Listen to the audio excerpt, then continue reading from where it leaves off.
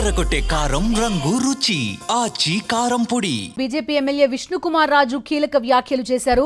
Data centre అంటే call centre కాదని, Google data centre వల్ల ఎక్కువ ఉద్యోగాలు రావని స్పష్టం చేశారు.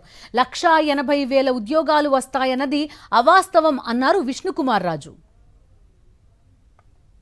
చాలా మందికి డౌట్స్ ఉన్నాయి, చాలా మందికి ఏ విధంగా అయితే ఎంతమంది ఉద్యోగాలు వస్తాయని చెప్పి అదొక సంశయం ఉంది.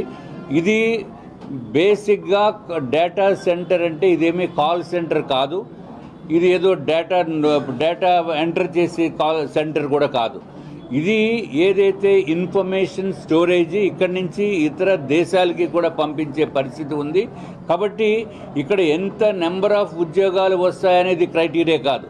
అంతేగాని ఏదో 1,80,000 ఉద్యోగాలు లేకపోతే అని మాట అది అప్రాప్రియేట్ కాదు. అన్ని ఉద్యోగాలు మాత్రము అది డైరెక్ట్ ఉద్యోగాలు రావు. మందికి డౌట్స్ ఉన్నాయి, చాలా మందికి ఏ విధంగా అయితే ఎంతమంది ఉద్యోగాలు వస్తాయని చెప్పి అదొక సంశయం ఉంది.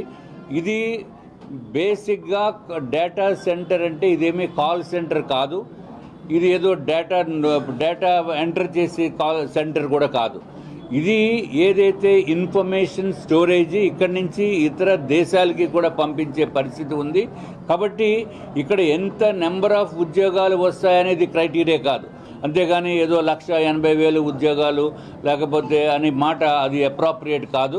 అన్ని ఉద్యోగాలు మాత్రము అది డైరెక్ట్ ఉద్యోగాలు రావు. అయితే గూగుల్తో లక్షలాది ఉద్యోగాలు వస్తాయి అని ప్రచారం చేసుకుంటున్న TDP and Lokesh gang Vishnukumar Raju comments పై ఎలా స్పందిస్తారో చూడాలి. స్వయంగా కూటమిలోని పార్టీకి సంబంధించిన ఎమ్మెల్యే చేసిన ప్రకటన కూడా చూస్తున్నాం. మొత్తానికి విష్ణుకుమార్ రాజు కామెంట్స్తో కూటమి డొల్లతనం బయటపడిందని మేధావులు, ప్రజా సంఘాల నేతలు అభిప్రాయపడుతున్నారు.